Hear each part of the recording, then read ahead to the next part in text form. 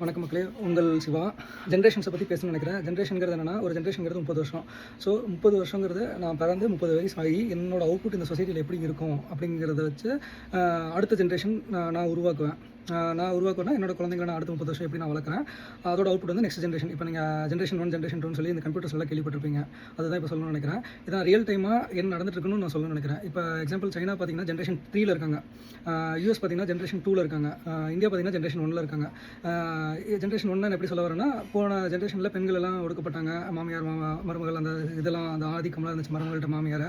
So இப்போ வர எல்லா பெண்களும் ஸ்ட்ராங்காக அவங்களோட பவர்ஃபுல் காட்டுறாங்க. செகண்ட் ஜென்ரேஷனாக மாறிட்டாங்க. எப்படின்னா அவங்கள ஒடுக்கப்பட மாட்டாங்க, அவங்களோட சூழ்நிலை சரி செஞ்சுக்கிறாங்க.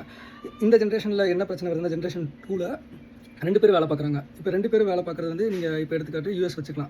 ஸோ இப்போ கரண்ட்டாக இருக்கிற அந்த ட்ரெண்ட் 2 பேர் வேலை பார்க்கும்போது என்ன ஆகுது, அந்த குழந்தைங்களுக்கான நேரத்தை சரியாக கொடுக்க முடியாதப்போ அந்த குழந்தை வந்து 30 இயர்ஸ் ஆகும்ல. ஸோ அங்கே 30 இயர்ஸ் ஆகிறப்ப அது எந்த ஜென்ரேஷனுக்கு போகுதுன்னா, அது வந்து ஜப்பான் ஜென்ரேஷனுக்கு போகுது. ஜென்ரேஷன் 3 ஜப்பானில் வந்து இப்போ பாப்புலேஷன் டிக்ளைன் ஆகிட்டு இருக்குதுன்னு சொல்கிறாங்க. ஏன்னா அங்கே யாருமே கல்யாணம் பண்ணுறதுக்கு விருப்பம் இல்லை. எதனாலனா இதான் இப்போ ஒரு ஒர்க்கிங் ஹஸ்பண்ட் ஒய்ஃப் 2 பேரும் வேலைக்கு போய் அந்த குழந்தைய வளர்த்தும் போது குழந்தைங்களுக்கான நேரம் கொடுக்குறதுங்கிறது நேரம் கம்மியாக இருக்குது. அப்போ அந்த குழந்தை என்ன பண்ணுதுன்னா, வளர்ந்து ஒரு 30 இயர்ஸ் ஆகிறப்ப எனக்கு நீங்கள் பணம் சப்ளை பண்ணீங்க, எனக்கு நீங்கள் படிக்க வச்சிங்க, எனக்கான விஷயங்கள் எல்லாம் பண்ணி கொடுத்தீங்க. ஸோ த சேம் திங் நானும் உங்களுக்கு பண்ணுறேன். அப்பாயின்மெண்ட் வாங்குறது யூஎஸ்ல நடக்கிறதுல ஐஸ்வர்யா ராய் வந்து ரொம்ப வருஷத்துக்கு முன்னாடி அந்த இன்டர்வியூ கொடுத்தாங்க. We don't get appointments in India to meet our ஃபேமிலின்ட்டு. Same thing.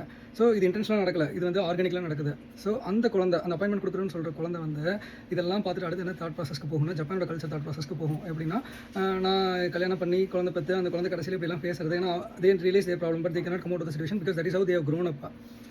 புரிஞ்சுதா? அதான். ஸோ இந்த ஜென்ரேஷனை பற்றி சொல்லணும்னு நினச்சேன். இது யாராலையும் தவிர்க்க முடிஞ்சால் அதுக்கான பிரதிபலன்களையும் நம்ம அனுபவிப்போம். அதோட நன்மைகளை நம்ம கடைசி காலத்தில் அனுபவிப்போம், அதோட தீமைகளையும் கடைசி காலத்தில் அனுபவிப்போம். நம்ம எப்படி நம்மளோட லைஃப் எடுத்துகிட்டு போகிறோங்கிறது ரொம்ப முக்கியம். இதுக்கான அரசியல் மாற்றம் வரணும். மக்களுக்கான ஒரு நல்ல வாழ்வியல் 8 மணி நேரம் வேலை இருந்தால் போதும், அதுக்கான நல்ல ஊதியம் கிடைக்கணும், அவ்வளோதான். அதுக்கான நல்ல ஊதியம் கிடைக்கணும், குழந்தைங்களுக்கான நல்ல மருத்துவம், வீட்டில் இருக்கவங்களுக்கான நல்ல தண்ணி, படிப்பு, இதெல்லாம் கிடச்சிட்டாலே வீட்டில் எல்லோரும் 10 மணி நேரம் 12 மணி நேரம் வேலை பார்க்கணுங்கிற அவசியம் இல்லை. 8 மணி நேரம் ஒருத்தர் வேலையை முடிச்சுட்டு வீட்டுக்கு வரலாம். அந்த ஒருத்தர் வேலை பார்க்குறத வச்சே மற்றவங்க எல்லாரும் வாழ முடியும். பையன் வேலைக்கு போகலாம், இல்லை பொண்ணு வேலைக்கு போகலாம், பையன் வீட்டில் இருந்துக்கலாம், வீட்டை பார்த்துக்கலாம். இந்த மாதிரியான சூழ்நிலை இருந்ததுன்னா இந்த 3rd ஜென்ரேஷன் ஜப்பானுக்கு நம்ம போக மாட்டோம். இதுக்கேற்ற மாதிரியான அரசியல் தலைவர்களை நீங்கள் சூஸ் பண்ணணும்னு நான் சொல்லுவேன். ஏன்னா ஷார்ட் டேர்ம் க்ரோத்துக்காக லாங் டேர்ம் சக்ஸஸை விட்டுறக்கூடாது. இயற்கையோட ஒன்றி வாழ முயற்சி பண்ணணும். நம்ம ஆசைகளை கட்டுப்படுத்தணும். ஆசைகளை கட்டுப்படுத்த என்னால் நான் வந்து யூகே போனேன், மலேசியா போனேன். நான் மலேசியாவில் எங்கேயுமே பெருசாக சுற்றினதே கிடையாது.